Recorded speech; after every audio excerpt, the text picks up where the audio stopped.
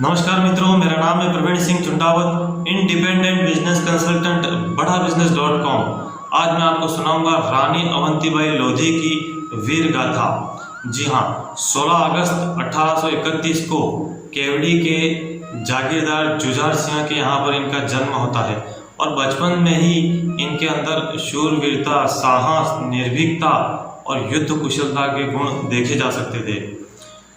इनका कुछ समय के बाद में समय पाकर के इनका विवाह है वह रामगढ़ के जो विक्रमादित्य राजा थे उनके साथ में होता है। तो विक्रमादित्य राजा के साथ में बड़ा सुखद इनका जीवन चलता है और आगे समय पा करके इनके 2 बच्चे होते हैं। उसके बाद में इनके जीवन में कुछ दुखद समय आता है और राजा विक्षिप्त होता है। विक्षिप्त होने के बाद में किसी रोग से ग्रस्त होने के कारण राजा की मृत्यु हो जाती है। तो राजा की मृत्यु हो जाती है, उसके बाद में जो अंग्रेज लोग, उस समय में क्या होता है कि अंग्रेज लोगों का ऐसा कानून था कि जो राजा की मृत्यु हो जाती है उसके बच्चे अगर बालिग हैं तो ठीक है, अगर उसके बच्चे बालिग नहीं हैं, नाबालिग हैं, तो ऐसे में अंग्रेज लोग, उनका जो राज्य था वह अंग्रेजों के अधिकार में आ जाता था, अंग्रेज लोगों के शासन में आ जाता था। तो इस बार अंग्रेजों ने ऐसा ही किया। इन रानी अवंतीबाई का जो रामगढ़ था वहाँ पर उन्होंने 2 मुसलमान मंत्रियों को अंग्रेजों ने नियुक्त किया वहाँ पे वो शासन के लिए। तो रानी अवंतीबाई ने उन दोनों ही मुस्लिम मंत्रियों को वहाँ से रवाना किया और रानी अवंतीबाई ने अपनी सेना को तैयार किया और युद्ध के लिए अंग्रेज सेना और रानी अवंतीबाई की सेना, रामगढ़ की सेना, दोनों के बीच में घमासान युद्ध होता है। और ये जो रानी अवंतीबाई ने, ऐसा इनके अंदर उत्साह, शूरवीरता भर दी थी कि इन्होंने एक ने 10-10 लोगों को काट दिया और अंग्रेज लोगों को दुम दबा कर वहाँ से भागना पड़ा। और इसी समय में जब वे वहाँ से भागे तो रानी ने अपनी सेना को और मजबूत करना शुरू कर दिया और जो सामान्य जनता थी उनके अंदर भी अंग्रेजों के प्रति एक विद्रोह पनप गया था, अंग्रेजों के प्रति एक आक्रोश पनप रहा था जनता में।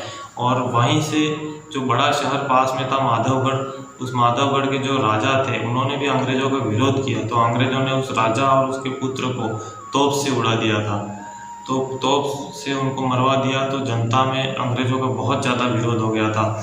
अब रानी ने वहाँ पे क्या किया कि जो भी आसपास के राजा थे दूसरे, उन लोगों को एक पत्र लिखा और 2 चूड़ियाँ भी भेजी। और पत्र में स्पष्ट लिखा हुआ था कि या तो अंग्रेजों का विरोध करो और एकजुट हो जाओ, युद्ध के लिए अंग्रेजों से तैयार रहो, अगर नहीं कर सकते हो युद्ध तो ये 2 चूड़ियाँ हैं वो पहन करके अपने घर में बैठ जाओ। तो इन चूड़ियों के कारण उनका जो स्वाभिमान था राजाओं का वह जागृत हो गया, उनकी शूरवीरता, उनका पराक्रम जागृत हो गया और वे सब एकजुट हो गए और रानी ने बहुत मजबूत और अच्छी सेना तैयार कर ली। और उधर अंग्रेज लोग भी बहुत एक बार असफल हुए थे तो वे भी बदले की आग में भून रहे थे और वो बदला लेने की फिराक में थे। तो एक समय में फिर तय होता है और इधर रानी अवंतीबाई की सेना और उधर अंग्रेजों की सेना, दोनों ही सेनाएं आपस में घमासान युद्ध होता है।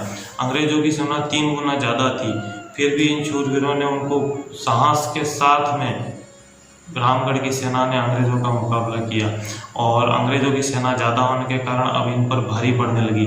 अंग्रेजों की सेना ने रामगढ़ को चारों तरफ से उस किले को घेर लिया और उनके सैनिक, रामगढ़ के सैनिक जो थे अवंतीबाई के, काफ़ी लोग मर चुके थे, केवल 10% सैनिक ही बचे थे। तो ऐसे में फिर रानी अवंतीबाई ने विचार किया कि अब तो विजय होना हमारा संभव ही नहीं है और उन्होंने एक संकल्प किया हुआ था कि मैं अंग्रेजों के हाथों से नहीं मरूंगी। तो उन्होंने क्या किया, अपनी ही तलवार ले करके अपनी छाती में ही तलवार भोंक दी और देश के लिए अपने प्राणों को न्यौछावर कर दिया और इतिहास में हमेशा के लिए अमर हो गए। महारानी अवंतीबाई लोधी की जो वीर गाथा है, इससे हमें यही प्रेरणा मिलती है कि हमें देश के लिए प्राणों को न्यौछावर करने के लिए सदैव तैयार रहना चाहिए, सदैव तत्पर रहना चाहिए। तो इसी के साथ हम ये वीडियो यहाँ समाप्त करते हैं। और लेकिन आप कमेंट बॉक्स में आप बताएं कि आप अगला कौन से क्रांतिकारी का वीर गाथा सुनना चाहेंगे। आप में से ज़्यादा लोग बताएंगे कमेंट में कि हमें अमुक क्रांतिकारी की वीर गाथा सुननी है, तो मैं उसी के अनुसार तैयारी करके आपको अगला वीडियो आपके सामने पेश करूंगा। और इसी के साथ हम ये वीडियो समाप्त करते हैं। मिलते हैं नेक्स्ट वीडियो में, तब तक के लिए इंतज़ार करें और मुस्कुराते रहें।